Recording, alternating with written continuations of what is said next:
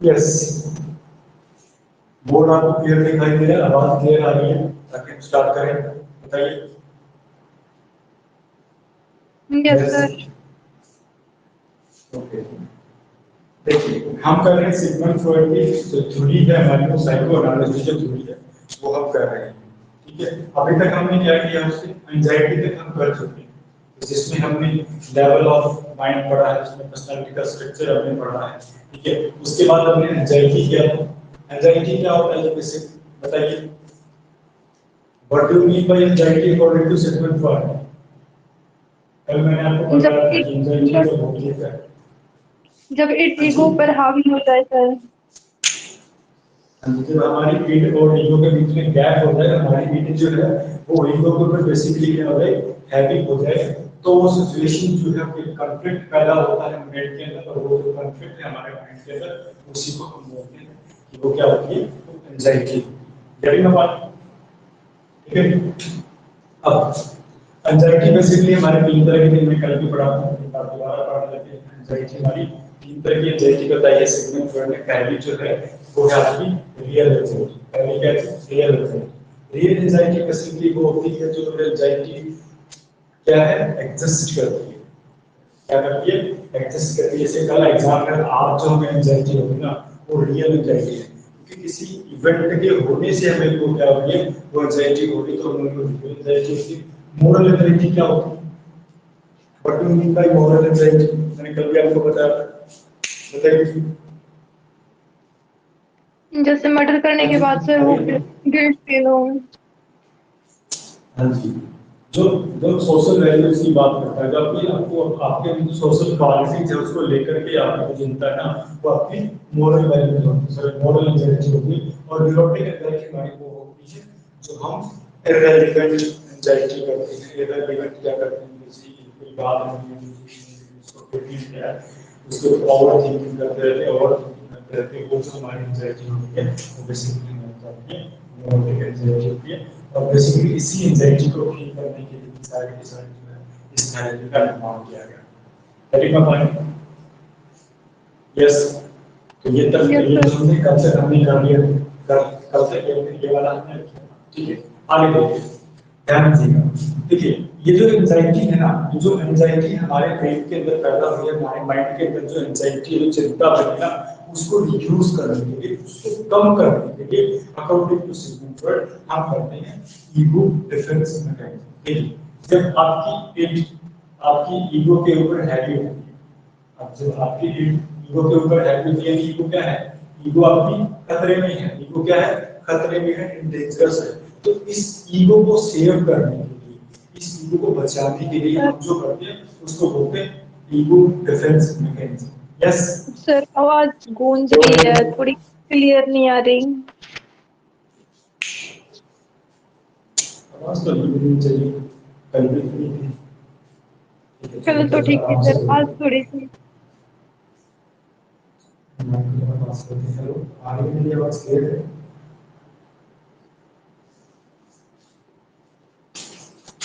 ठीक है, यस। भी तो ठीक आ अब रही है गूंज सर। रही आवाज? नहीं अभी ठीक है सर। थोड़ा सा अच्छा है। ठीक है, जब हमारी क्या होती है ना, ईड हमारे जब ईगो के ऊपर हैवी हो जाती है, ईगो क्या होती है, ईगो हमारी डेंजरस में आके खतरे में होती है।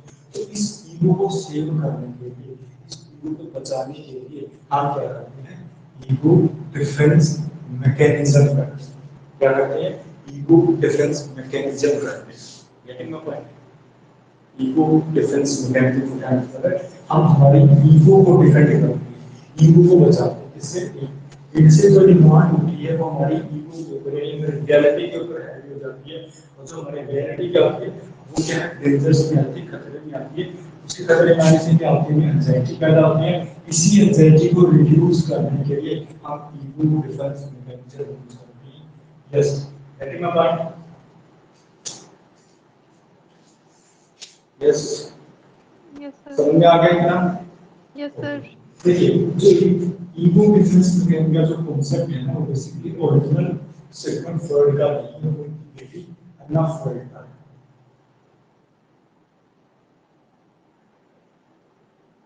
उनकी बेटी है अन्ना फ्रॉइड, अन्ना फ्रॉइड, ठीक है। ईगो डिफेंस मैकेनिज्म का जब भी नाम आता है तो अन्ना फ्रॉइड का नाम आता है साथ में, ठीक है। तो उनकी बेटी है अन्ना फ्रॉइड, बेसिकली उसका कंसेप्ट है इस स्टोरी के अंदर इंट्रोड्यूस किया। Getting a point? यस।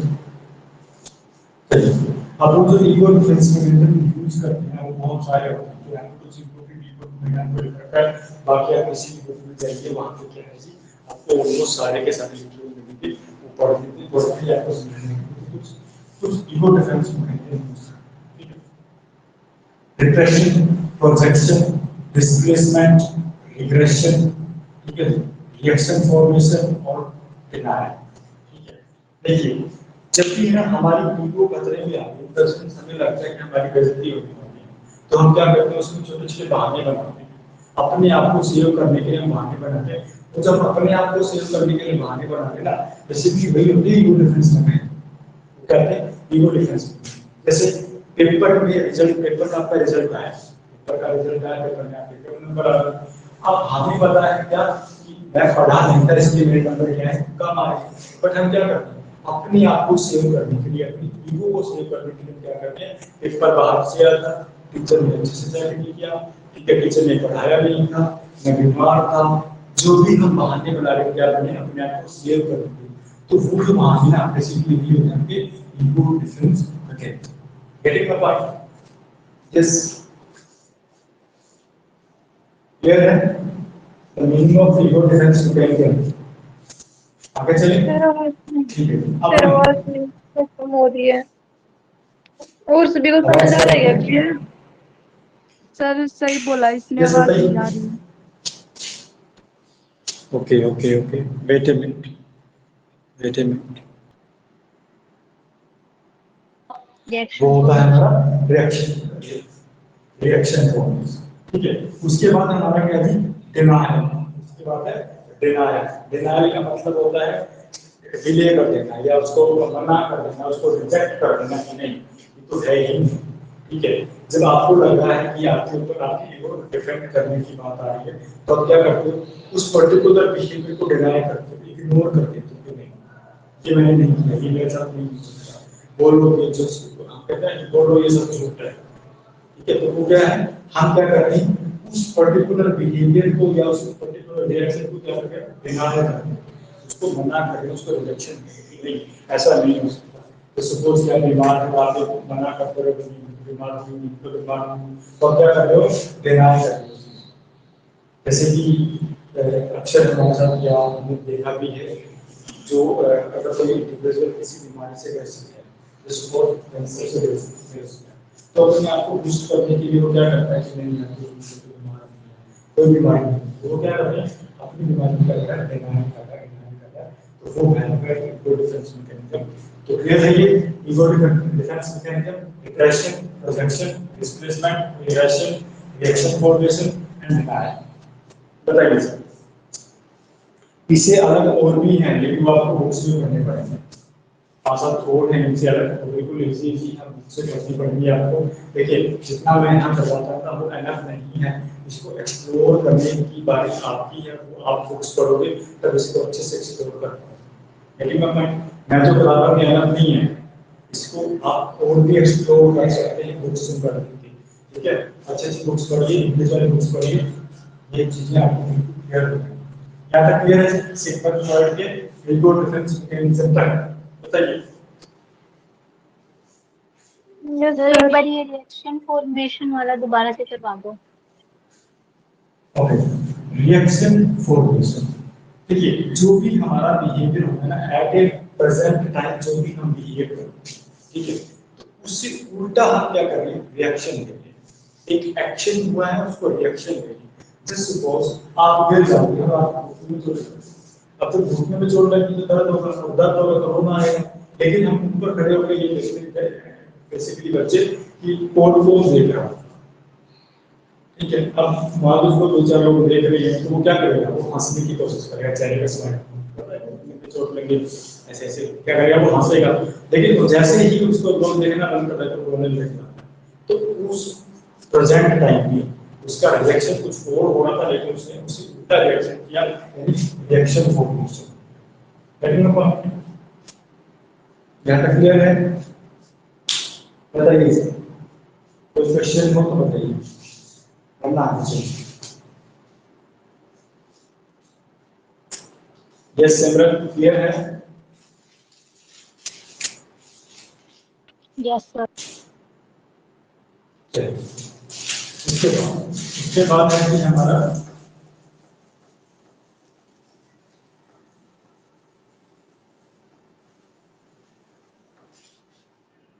हमारी डेवलपमेंटल स्टेज। अभी जो सिग्नल फ्रॉइड है, ये मैं कहता ना कि हमारी ये वाली जो पर्सनालिटी है ना, वो डेवलप होती है और थ्रू स्टेजेस डेवलप। इसके थ्रू स्टेजेस के थ्रू डेवलप होती है। इसके डेवलपमेंटल स्टेजेस होता है और इन डेवलपमेंटल स्टेज का बेसिकली नाम क्या है? Psycho sexual stages.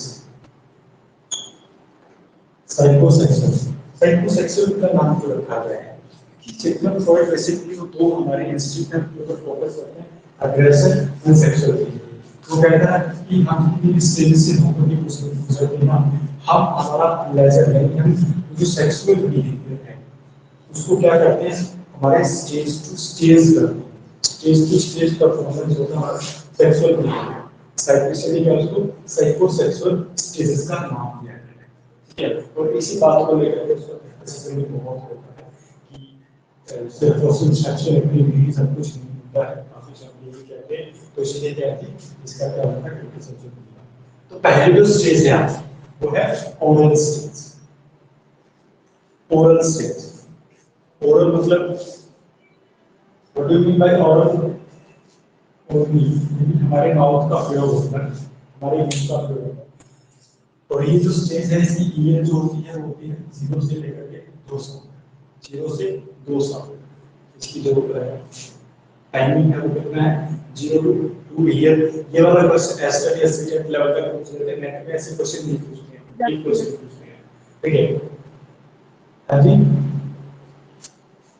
आपकी आवाज बिल्कुल कम हो जाती है सर बीच में। जी अब ठीक आ रही है, इसको मैं पास दे रहा हूँ। यस सर, अभी तो आई है इस सर। बताइए, चलिए मैं इसका से पकड़ के बोलूँ। ठीक है, ओरल स्टेज आपके उसकी 0 से लेकर के 2 साल। ओरल स्टेज हमारी क्या होती है 0 से लेकर के 2 साल तक। अब जो ये जितनी भी स्टेजेस इन्होंने बताई है ना, बेसिकली ओरल स्टेज और एमएससी, सिगमंड फ्रॉइड है वो कहता है कि इस स्टेज के ऊपर ना दो चीजें होती हैं। एक तो आपका होता है इनोजोनिक एरिया, प्रत्येक स्टेज के ऊपर एक इनोजोनिक एरिया होता है जहां से उसको क्या मिलता है प्लेजर मिलता है। तो बच्चा जहां से प्लेजर मिलता है उसको, जहां से प्लेजर मिलता है जिस भी पार्ट से प्लेजर मिलता है उसको बोलते हैं इनोजोनिक एरिया। इस इनोजोनिक एरिया की एक डेफिनेशन आप लिख लो। इनोजोनिक एरिया क्या होता है इसकी डेफिनेशन आप लिखते हैं। Yes. Inorganic area क्या होता है देखिए, an area of the body, an area of the body, an area of the body that is particular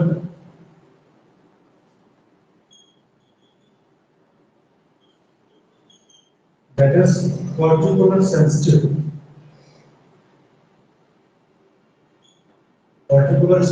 to stimulation। Body का एक ऐसा एरिया जो क्या होता है सेंसिटिव होता है, किसके लिए स्टिमुलेशन के लिए सेंसिटिव होता है, उसको बोलते हैं हम इरोजोनिक एरिया। और इरोजोनिक एरिया यानी वो एरिया, वो पार्ट उस बच्चे की बॉडी का जो उसको क्या दिला रहा है प्लेजर दिला रहा है, तो उसको क्या दिला रहा है प्लेजर दिला रहा है, वो कहलाता है इरोजोनिक एरिया। ओरल स्टेज क्या है देखिए, आप जो बिल्कुल छोटा इंफेंट है जो 0 से 2 साल का जो बच्चा है उसको कुछ भी उसके हाथ में दे दो तो क्या करेगा, वो अपने मुंह में लेने की कोशिश करता है। उसको आप पेन दे दो, उसको हाथ में कुछ भी दो, अपनी भी उंगली खड़ा हो जाता है, वो धीरे धीरे जो उसको अपनी मुंह की तरफ लेकर के जाता है। यानी according to Sigmund Freud oral stage को भी हुआ है क्योंकि बच्चा जो है ना यहाँ पे इस स्टेज के ऊपर जो दो तरह के बिहेवियर हैं अग्रेसिव और सेक्सुअल माउथ से परफॉर्म करता है। कैसे मुंह से परफॉर्म करता है, इसीलिए जो इरोजोनिक एरिया है ओरल स्टेज के ऊपर वो क्या है, वो माउथ है, मुंह है आपका। Getting the point? Yes everyone. Erogenic area कौन सा एरिया होता है? इरोजोनिक एरिया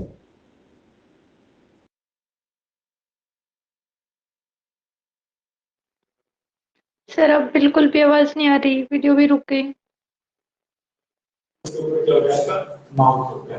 वेस्टिज कहां से कहां तक होती है? दो से लेकर के 2 तक होती है। और सिग्मंड फ्रॉइड ये कहता है, सिग्मंड फ्रॉइड ये कहता है कि अग्रेशन भी और सेक्सुअल बिहेवियर भी अपनी माउथ से परफॉर्म करता है स्टेज के ऊपर, इसलिए इरोजोनिक एरिया पर माउथ है कि उसके हाथ में कुछ भी दो मोबिलिटी हो सकता है। Getting the point? जैसा कि हम बताइए प्लीज। क्लियर है ये चीज?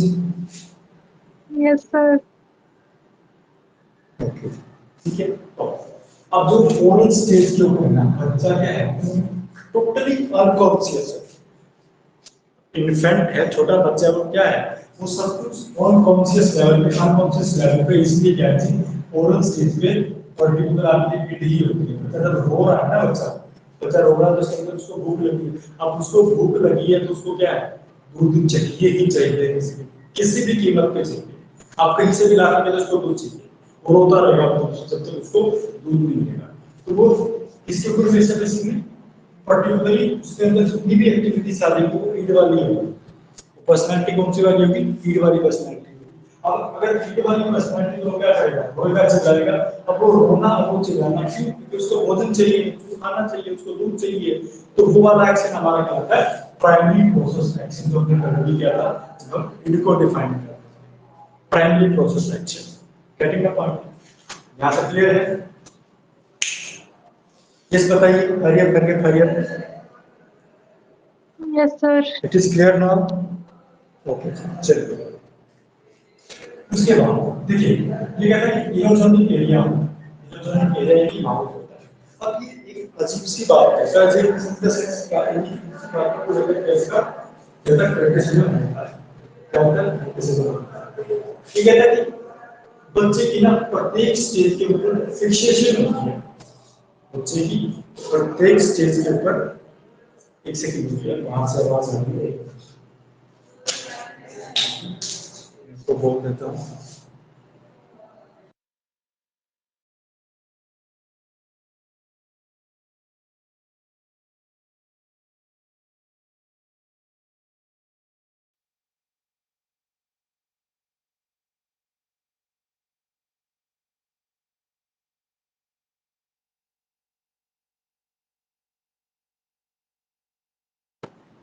Yes, I am audible now? आवाज आ रही है? Yes sir. Yes sir. वो कहता है कि पर एक स्टेज के ऊपर एक फिक्सेशन होता है। फिक्सेशन क्या होता है कि बेसिकली क्या होता है, जब बच्चे को उस स्टेज के ऊपर वो प्लेजर नहीं मिलता ना, जो उस बच्चे को उस प्लेजर चाहिए, यानी ओरल स्टेज के ऊपर उसको प्लेजर चाहिए माउथ से। जो भी प्लेजर करेगा, जो भी वो कुछ वो एक्टिविटी करेगा ना, वो एग्रेशन दिखाएगा, सेक्सुअल बिहेवियर दिखाएगा, अपने माउथ से दिखाएगा। अब अगर उस स्टेज के ऊपर उसकी वो प्लेजर उसको उतना नहीं मिलता जितना उसको चाहिए है, तो वो क्या कर लेगा, अपने एक ऐसे बिहेवियर को फिक्स कर लेगा।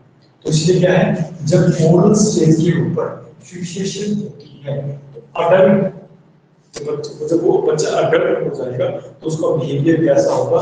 बेसिकली वो स्मोकिंग करेगा, बाइटिंग करेगा, वो काटेगा, वो स्मोकिंग करेगा।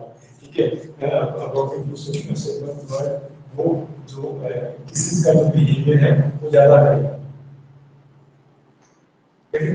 यानी ओरल स्टेज के ऊपर जब उसकी फिक्सेशन होगी, फिक्सेशन इन द सेंस उसको जितना प्लेजर माउथ से मिलना चाहिए था उसको नहीं मिला, तो अडल्ट होकर के उसका बिहेवियर कैसा हो जाएगा? स्मोकिंग करेगा, ड्रिंकिंग करेगा, बाइटिंग करेगा, एक्सेस करेगा। गेटिंग? यस क्लियर है? लास्ट वाला क्या लिखा sir? Yes, biting, smoking. Kisses. Okay, ध्यान क्लियर है सभी को? सिमिलर सभी का एकदम बताइए बेसिकली कहाँ से क्वेश्चन आता है आपका मॉडल स्टेज मजा नहीं आ रहा। आपसे पूछ ली थी इसका ऑपोजिट। हाँ जी आज कुछ भी समझ में नहीं आया सर, आवाज गूंज रही आज आपकी। सभी के साथ ये प्रॉब्लम है। यस हाँ सर। सर आज तो ऐसा ऐसा कुछ तो हम आज में कुछ ज़्यादा अच्छा यूज नहीं कर रहे हैं यहाँ पे, बट ये कि आप वाईफाई नहीं लगा रहे हैं इसके साथ वो आवाज़ जरूर क्लियर हो जाए। लेकिन मैं उसको फिर क्लियर आने लगे हो गया। चलिए थोड़ा धीरे बोलने की कोशिश करता हूँ। बस 4:30 से जब हमारी 4 धीरे धीरे ओरल तक क्लियर है। ओरल स्टेज तक कोई क्वेश्चन है तो बताइए। क्लियर है। दोबारा भी मार्क करता हूँ। ओरल जो स्टेज है आपकी वो 0 से लेकर के 2 साल तक होती है। उसके ऊपर यूरोजोनिक एरिया जो होता है वो माउथ होता है। अगर यूरोजोनिक एरिया के ऊपर यानी ओरल स्टेज के ऊपर फिक्सेशन हो जाती है, उतना प्लेजर उस बच्चे को नहीं मिल पाता जितना उसको मिलना चाहिए, तो आगे जाकर के जो अडल्ट की जो पर्सनैलिटी होगी ना उसका बिहेवियर ऐसा होगा। राइटिंग होगा, स्पीकिंग होगा, लिसनिंग होगा, और भी बहुत सारे जो मुंह से परफॉर्म करने वाली जितनी भी एक्टिविटी होगी, ठीक है, क्या अंगूठा मुंह में रखेगा तो क्या है उसकी माउथ वाली जो स्टेज है उसके ऊपर फिक्सेशन होगी, इसलिए उसका ऐसा बिहेवियर होगा। वो ही सारा का सारा फील होता है बच्चे की फील होती है। उसको हर किसी भी तरीके से क्या उसको आपको दूध पिलाना ही है। लेकिन अब दूसरी जो हमारी स्टेज है वो है anal stage. Second stage is anal stage. Anal जो स्टेज है ना वो 2 से 3 साल तक जो हमारी स्टेज है इसके जो ड्यूरेशन है वो कितना होता है 2 से लेकर के 3 साल तक का ड्यूरेशन होता है। और इस स्टेज के ऊपर आगे वो बच्चा कैसे कर देता है, कोई भी ऑब्जेक्ट है वो कब है या वो कहाँ है, ठीक है, यानी वहन एंड वेयर को सीख जाता है स्टेज के ऊपर, एंड स्टेज के ऊपर के ऊपर आता है। यानी 2 से 3 साल का बच्चा स्थान को और जो है किसी वस्तु को क्या है उसको परसेप्शन करना स्टार्ट कर देता है, ठीक है। अब एनल स्टेज जो होता है इसके ऊपर के यूरोजोनिक एरिया होता है उसको एनल कैविटी। एनल कैविटी यानी हमारा जो हम रिटेंशन या एक्सप्रेशन करते हैं, ठीक है, हम मलमूत्र जो करते हैं ना वो जो हमारा एरिया उसको बोलते हैं एनल कैविटी। तो वहां से क्या है वो हमारा यूरोजोनिक एरिया होता है इसके ऊपर एनल स्टेज, ठीक है। वैसे ही अगर इस चीज के ऊपर एनल स्टेज के ऊपर 2 तरह के बिहेवियर बच्चा करता है। एक तो होता है रिटेंशन, एक होता है एक्सपल्शन। टेंशन एंड एक्सपल्शन यानी जो उसको जो प्लेजर जो मिल रहा है ना हमको वो कैसे मिलता है उसको जब वो हम क्या करते हैं इस स्टेज के ऊपर पोटी ट्रेनिंग देते हैं बच्चे को। यहाँ तक तो क्या है हम लोग भी बच्चों से पोटी करवाते हैं, लेकिन यहाँ पर क्या है पोटी ट्रेनिंग बच्चों को देते हैं। हम बच्चों को क्या कहते हैं होल्ड रखने की क्या करते हैं उसके अंदर, जैसे इस स्टेज के ऊपर जब कोई इन्फेक्ट होता है तो उसको नहीं पता होता है कि वो कहाँ पोटी कर रहा है, कैसे पोटी कर रहा है, वो कहीं कहीं पोटी करता है। लेकिन इन साल वाले बच्चों को क्या करना, हम धमकाना शुरू कर देते हैं कि नहीं यहाँ नहीं करनी वहाँ कर दे, ठीक है। तो इसलिए क्या है उसके जो प्लेजर का जो एरिया है वो कौन सा है एनल कैविटी होता है, जिसे हम उत्तर कहते हैं वो वाला जो एरिया होता है एनल कैविटी। अब बच्चे को क्या कर रहे हैं डिले करना सिखाते हैं। क्या करना सिखाते हैं डिले करना। डिले कैसे करना सिखाते हैं, नहीं यहाँ पे आपको पोटी नहीं करनी है या अब आपको पोटी नहीं करनी है, दूसरे में सिखाते हैं यहाँ नहीं करनी और अभी नहीं करनी, 5 मिनट रुको। हम क्या करते हैं इसको डिले करना। उस डिले होने से बच्चे का जो बिहेवियर है ना उसके ऊपर अडल्ट वाली पर्सनैलिटी के ऊपर डिफरेंट इम्पैक्ट आता है। वो कैसे पता आपको बताऊंगा। देखिए एरोजोनिक एरिया होगा हमारा एंगल कैविटी, 2 तरह के वो करता है रिटेंशन और एक्सप्रेशन।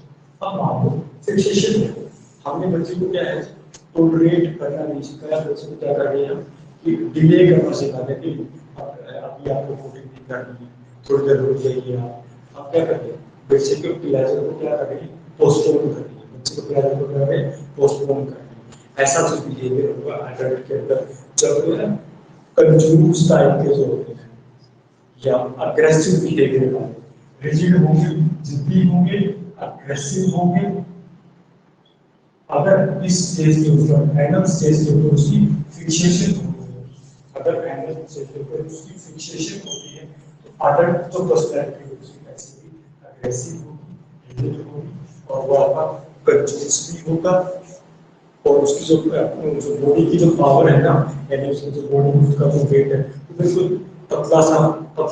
पतले लोग होते हैं जो कंजूस होते हैं, जो उससे वाले होते हैं, तो वो क्या होते हैं उनकी जो फिक्सेशन होती है अकॉर्डिंग टू सिग्मंड फ्रॉइड वो एनल स्टेज की होती है।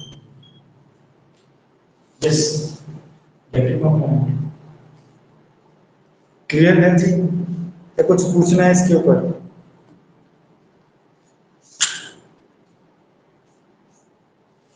यस बताइए, क्लियर है कि नहीं है? रिटेंशन और उसके बाद क्या sir? Retention and expulsion. Retention retention and expulsion. Expulsion basically क्या होता है, जो हम जो बच्चा जो पोटी करता है उससे जो उसको विभाजित होता है उसको हम क्या बोलते हैं, एक्सपल्शन। तो अगर ये ना मिले बच्चों को स्टेज के ऊपर तो उसकी फिक्सेशन होगी और इस तरह का बिहेवियर होगा, जिद्दी हो जाएगा, अग्रेसिव हो जाएगा, मतलब दुबला हो जाएगा, ठीक है, चिड़चिड़ा हो जाएगा, ऐसे स्वभाव वगैरह क्या होते हैं, चिड़चिड़े ज्यादा होते हैं क्योंकि इसकी जो फिक्सेशन होती है वो एंगल स्टेज की होती है। यस, गेटिंग माय पॉइंट और नॉट? बताइए, क्लियर है? Yes sir. सिमरन, सविता,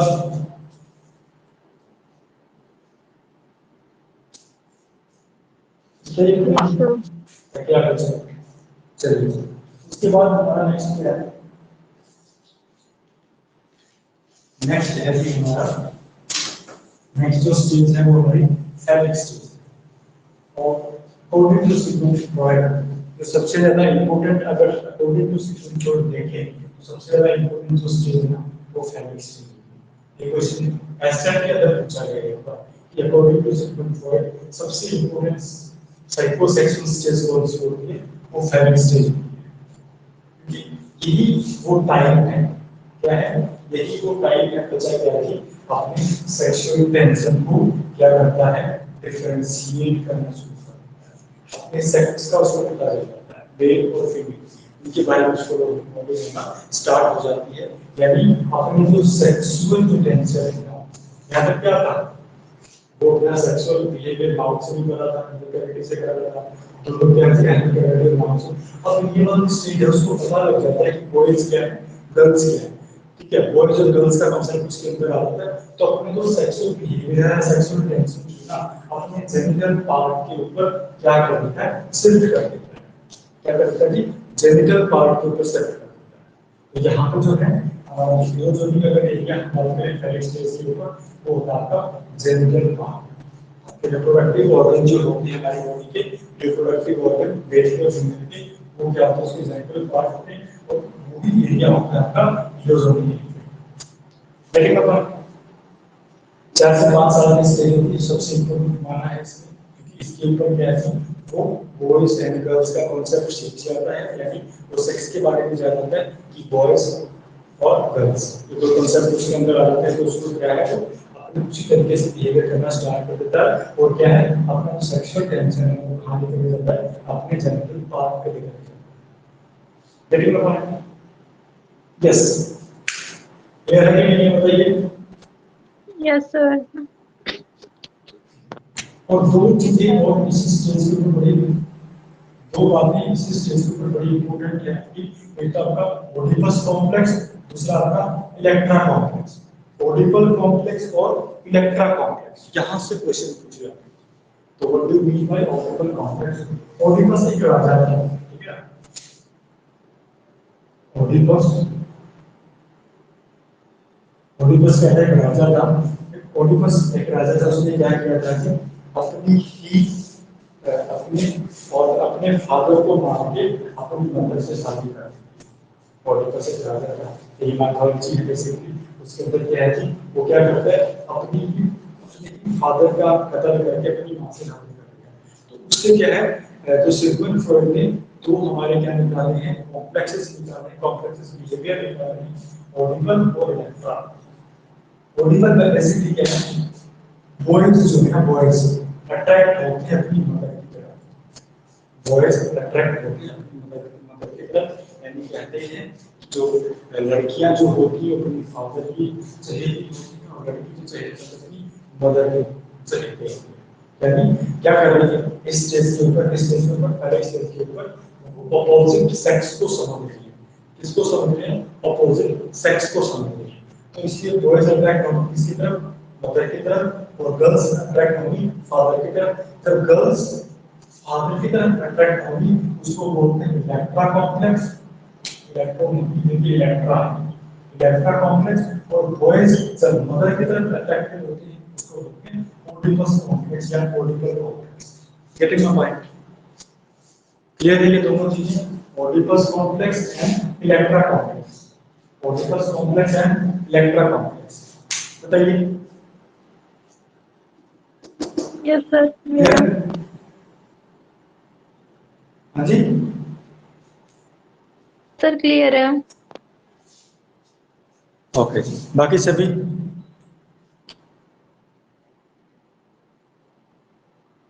चलिए, उसके बाद जो हमारी नेक्स्ट जो स्टेज है वो है जी लेटेंसी स्टेज। तो कौन सी है? Latency stage. देखिए कई बुकों में क्या है ना, जो लेटेंसी को एक अलग स्टेज नहीं मानते, लेटेंसी को क्या है बेसिकली अलग स्टेज नहीं मानते। अकॉर्डिंग टू सिगमंड फ्रॉइड उसने चार ही बातें बताई थी, ओरल, फेलिक, एनल और जेनिटल। जो लेटेंसी है ना, या कि फेलिक स्टेज का ही क्या है, एक एक्सटेंशन। फेलिक स्टेज ही आपकी क्या है, एक्सटेंट हो गई। लेटेंसी यानी फेलिक जो आपकी क्या है, जो फेलिक जो स्टेज है उसके ऊपर जो बिहेवियर बच्चे का वो लेट तक होता है, यानी 12 साल तक होता है। तो उस स्टेज को इसलिए बोलते हैं लेटेंसी स्टेज। ये कोई अलग से स्टेज नहीं है, लेकिन हमारी बुकों में लिखा गया है कि अलग है तो अलग काम देते हैं, यूनिवर्सिटी भी अलग काम की है। तो जो हमारी फोर्थ है वो स्टेज है लेटेंसी स्टेज। यहाँ पर चीजें बच्चे ने सीखी है ना, उसी को वो आगे डेवलप करता है। पर यहाँ पे क्या, वो स्कूल में जाने लग जाता है, प्ले ग्रुप में जाता है, सेक्सुअल डेवलपमेंट उसके अंदर हो जाती है। एक लड़का लड़कों के अंदर ही खेलेगा, लड़की लड़की के अंदर ही खेलेगी, तो ये वाला कॉन्सेप्ट डेवलप होता है, सीखने का होता है लेटेंसी जो होता है। इसकी जो हेलिक स्टेज है ना, इसी का एक्सटेंशन है लेटेंसी। कोई अलग से कोई स्टेज नहीं होता। फोटो मैंने बोला था बगल जाके फोटो मैंने बोला हेलिक स्टेज का ही एक्सटेंशन है लेटेंसी स्टेज। सिगमंड फ्रॉइड ने अलग से नहीं बताया इसको, इसी का एक पार्ट करके बताया था, लेकिन सभी मानते हैं कि ये फॉल्स है, फोर्थ स्टेज का हम मानते हैं। लेकिन हमारे ज्यादा कुछ नहीं है, ये सेम ये वाला बिहेवियर इसके अंदर डेवलप होता है कि हमारी पर्सनैलिटी क्या है खुद डेवलप होना स्टार्ट हो जाएगी स्टेज पे। तो क्या है, जो सेक्सुअल टेंशन था हमारा जेनिटल पार्ट, इसके ऊपर जेनिटल पार्ट भी रहेगा और साथ में यानी स्कूल में जाना शुरू कर देता है बच्चा, उसके दोस्त लोग जाते हैं, लड़का लड़कों में खेलेगा, लड़की लड़की में खेलेगी। तो क्या है, ऐसा जो कॉन्सेप्ट है वो लेटेंसी स्टेज में। Getting a point? यस, बताइए। Yes sir. क्लियर है कि नहीं है? ओके। उसके बाद नेक्स्ट जो हमारी स्टेज है वो है जेनिटल स्टेज। नेक्स्ट स्लाइड पे बोलता है इसको जेनिटल स्टेज। इंपॉर्टेंट तो ये तीन मानते हैं, ओरल, एंगल और फैन। बेसिकली क्या कहता है कि इस स्टेज के ऊपर जो आपका चाइल्डहुड एक्सपीरियंस होंगे वो आपकी क्या बन जाएगी, आपकी पर्सनैलिटी बन जाएगी। ठीक है, तो जेनिटल स्टेज पे क्या कहता है, जेनिटल स्टेज पे भी वही कॉन्सेप्ट है आपका बेटे, लेकिन क्या है यहाँ पे वो क्या है, यहाँ 6 से 12 है, तो ये 12 से लेकर के आपके 18 या 19 साल की एडोलेसेंस जो एज होती है, एडोलेसेंस एज जो होती है वो जेनिटल स्टेज के ऊपर होती है। वो बेसिकली क्या है कि अपने रोल समझना स्टार्ट कर देते हैं बच्चे, ठीक है, और अपनी रिस्पांसिबिलिटी को लेना स्टार्ट कर देते हैं। साथ में क्या क्या है, वो क्या है, रिप्रोडक्टिवली मैच्योर हो जाते हैं। रिप्रोडक्टिवली क्या होते हैं, मैच्योर हो जाते हैं। मैच्योर इन द सेंस क्या है जी, 12 साल के बाद क्या है जी, दोनों के अंदर बॉयज और गर्ल्स के अंदर पबर्टी आना स्टार्ट हो जाती है। पबर्टी, ठीक है, तो पबर्टी की जो स्टेज है उसको रिप्रेजेंट होती है, उसके अंदर बहुत सारी चीजें आती हैं, बेसिकली क्या रिप्रोडक्टिव मैच्योर होने के और अपने अपोजिट सेक्स के प्रति क्या है अट्रैक्टिव होना स्टार्ट हो जाता है। अपोजिट सेक्स के प्रति क्या है अट्रैक्टिव होना स्टार्ट होता है। तो बेसिकली ये है हमारी 5 stages psychosexual sexual stage physical form बताइए। जहां तक कोई क्वेश्चन अगर आपको है तो बताइए प्लीज। यस कोई क्वेश्चन है? No sir. चलिए अच्छी बात। तो डिस्टर्बेंस रहा है कैसे करके आप क्लास को कर लिया। अब इसके अंदर एक ही चीज और रहेगी हमारी असेसमेंट, वो भी मार्क्स रहेगी। कल के ऊपर नहीं आएगा, कल इतना ही असेसमेंट। अब जो पर्सनैलिटी उसने बताई है ना उसको असेस करने के लिए तरीके होंगे ना, वो कौन कौन से तरीके हैं बेसिकली। सबसे पहले तो असेसमेंट टेक्निक यूज करना है।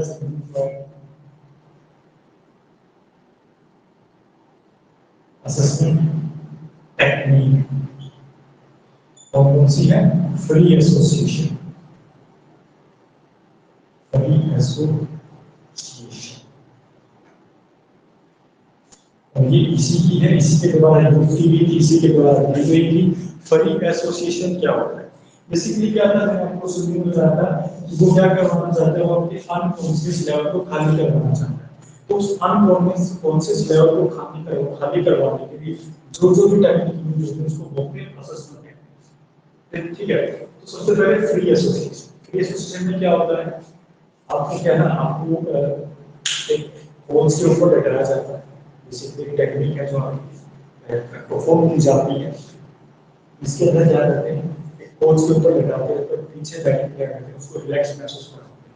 पीछे बैठ के उसको रिलैक्स महसूस करवाते हैं और उसको कहते हैं कि आपके मन में जो भी फिल कर लें क्या? नहीं यार समझ नहीं आ रहा सर, फिल कर लें क्या? ओके जी, फिर ठीक है। अगर आप ये सोच चाह रहे हैं कि कल हो जाए तो हम इस क्लास को कल कंटिन्यू करेंगे। ओके, क्योंकि सर जहां तक क्लियर नहीं क्वेश्चन है हो तो रहा। पूछ